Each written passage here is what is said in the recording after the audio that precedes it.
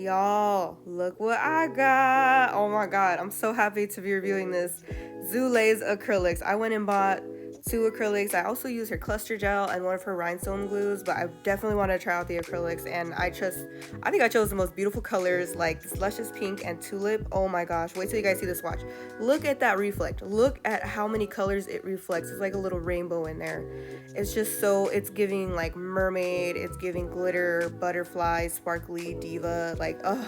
And y'all know how much I love purple, so this color, I just had to get it. And then I think it paired beautifully with this luscious pink, so I can't wait for you guys to see the look. You guys see it in the thumbnail, but like just the process of it. I had so much fun working with this acrylic. It's so, if you guys look at the formula, look at that. It's so buttery. It's so smooth. I'm like barely having to do any work, and it's on the slower setting side. So it's perfect for beginners who are like barely getting into acrylics and want a little bit of time to work with the product. And then also, if you just like a slower setting acrylic powder, this one's the one for you. It was doing really well, even though it was cold in my room. It was still performing really well. That was my fault. I placed like a huge ass bead right there, but we're going in, pushing it into the cuticle, and then I'm gonna just gently swipe that down. It's just a dream to work with. So I was so excited to get it in the mail. The shipping was super fast. And then, she sometimes she goes on live and she'll like pack orders and stuff like that. So if you guys ever order something, go ahead and keep an eye out for that too, because you can see her like packing your order. But look how easy that application was, you guys. Look how easy that was. And then this glitter had a really good ratio of glitter and clear in it. So that was really awesome to work with too. I'm just like blending out this little tip, blending out the edge where it meets the free edge and my nail, because this is going to be a little ombre nail. But as you can see, it's like just super easy to work with. It's so beautiful. I'm double layering it because I want as much glitter as possible. I want it to be like boom, just glitter. I don't want really any clear poking through, but I'm just going through, working with that, taking it down the nail. You guys see how easy it is to work with. It's just so relaxing to work with too, because you don't really have to do too much work. The products kind of do the work for you. If you guys are looking into or have been considering checking out her products, I'll leave all the information down below. Definitely check them out. I recommend them. And she has a bunch of collections. She has a bunch of news. She has a bunch of like she has some spring colors, she has some fall colors, and then she has a bunch of other products online. I think she has her own monomer and stuff like that. Next time I'll have to try out the monomer as well. But I'm going in, I'm trying to make a French. I didn't catch most of it on camera, so I'm sorry, you guys. I'll try to do a better job of that next time. But I was kind of just pushing it into place while it's set. If you want it to set faster, you can add like some acetone or something to it. Or just kind of like, I would say if you're going to do a French, use a less wet bead. So kind of dry it out a little bit, so that way you can kind of form it and it won't be runny. So I'm just kind of building up the bead so I can file it later. I'm adding more product to build up the apex a little bit and get a little bit more coverage there in the pigment area. And I'm just kind of trying to like push it up and keep it where I want it. So I'm constantly brushing off any excess product. I'm constantly going around the shape to keep the shape that I want. And even if you don't end up keeping the shape exactly the way you want, you can always file it, which I do go in after application and a little bit later, and I file it to get that perfect French tip. And I'm just using the edge of my brush to kind of make that and form that shape. This tulip acrylic retails for $13 for 1 ounce. And then the luscious pink also retails for $13. And there's other nudes you can choose from as well. And they have 1 ounce, 2 ounce options as well. Now, when you're picking up your bead, you want to just give it a couple seconds to polymerize and like kind of make its little chemical reaction where the chemicals are bonding together to create the perfect bead. And then you want to go ahead and place it on the nail and face your nail downwards to let gravity work for you, and just gently tap to guide the product down the nail. And you want to place a bead at the free edge, the apex, and then the cuticle. The 3-bead method is a very popular method. I don't really just use 3 beads, especially because my nails are so long. Like, I kind of just use however much I need. Um, but I definitely want to try out the 3 or even 2-bead method. Just, I feel like, to kind of save time. But I'm just going in, and as you can see, it's super easy to work with. I'm just gently gliding that down, and the nail just looks so smooth because the acrylic, I think, is like a smoother, it's like just the way that it sets is very smooth, and buttery, and that helps with when you're filing as well, since it looks so smooth. Like, if you're very careful with your application, you won't have to file as much. So I'm just giving that time to kind of go down the nail, and I'm gently brushing it downwards. And even the glitter acrylic is so easy to work with. As you can see, it's just gliding down the nail for me. It's a very quick process. You don't have to do much work with this acrylic, and I'm definitely going to be buying more, especially because the price is pretty affordable. I mean, $13 for an ounce, that's pretty fair. And it is a really good formula. I think it's definitely worth it. Just taking that down the nail. I just wanted to do at least one nail full glitter because it's just so beautiful. And I wish you guys could see it. The camera just does not do it justice. It just does not do it justice. And it also kind of reminds me, my boyfriend pointed out, it reminds of like opal, kind of how it has that like green, blue, and then like fiery red reflect in opal. Ugh, I'm just obsessed. I think I did some opal nails recently too. But yeah, and then I'm gonna go in, add a little bit more of that coverage on the cuticle area, and I'm gonna go in and build everything with clear acrylic. So when you're working with glitter, you just want to work in thin layers, because with glitter you're gonna encapsulate it. If you don't encapsulate it and you file it, it's gonna mess up the glitters. So make sure you're encapsulating, and to avoid having a really thick nail, just use very thin layers. Right here I'm going in with my 80/80 grit file to just kind of file that shape down to perfection and make sure it's nice and sharp, so that way, in contrast to the glitter, it'll look very clean. Just going in gently, being very gentle, and that's why I wanted it a little bit thicker so that I could file it. If it was too thin of a layer, I don't think I would be able to file it as well. But yeah, just going in, making that perfect little almond shape. And after I filed, I kind of just dusted it off a little bit, that way I don't have any like lint or dust or anything in my acrylic application. And I'm just very gently placing a thin layer of glitter in the clear spaces, so that way it's, can be a perfect glitter French. You want to make sure you cover all your bases, cover all of the little areas, especially as you get closer to the free edge. You just want to like buff the glitter in there. Push it in there a little bit, push it towards the cuticle, push it towards the French tip, but not like on the French tip so it doesn't show. Again, I'm grabbing another tiny little bead, and I'm kind of just gonna wipe a little bit on there just to get it on there. And then after that, I will go in and encapsulate it with French. Has anybody tried that tip with a cotton ball in your monomer for glitter? Like, does it really help it not get caught? I'm kind of considering trying it because I love working with glitter acrylics and powders and everything like that, but it is tricky when it gets into your, like, stuck into your brush. So you just have to make sure you clean your brush very well. But if that cotton ball tip will help, then, I mean, that's a win-win. So maybe I'll try it next time. Just placing a thicker portion of it on the free edge, and then kind of gently blending it up, as I want it to be like a little different kind of ombre. I like doing this kind of ombre too. I think that looks really pretty. I'm going in with clear on this so it can have a nice smooth base for the nude to ombre on top. So I have a few different ombre nails on this. I have a French tip, full cover nude, and a full cover glitter. I just wanted to kind of showcase all the things that you can do with this acrylic and how it works when you're doing these methods. So I'm just going in, placing a small bead, and just very gently blending it down.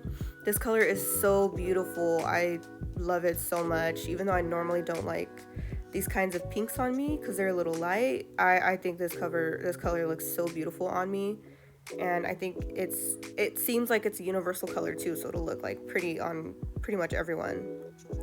Going in, making sure to clean up any like acrylic powder that gets into your cuticle area. And as you can see, my brush, I just need to give my brush some TLC, or maybe even get a new one. I've had this one for a good few months. I kind of want to try and downsize to like a 14. This is like a 16. I kind of want to get like a 14, maybe even a 12, and kind of see how that works out.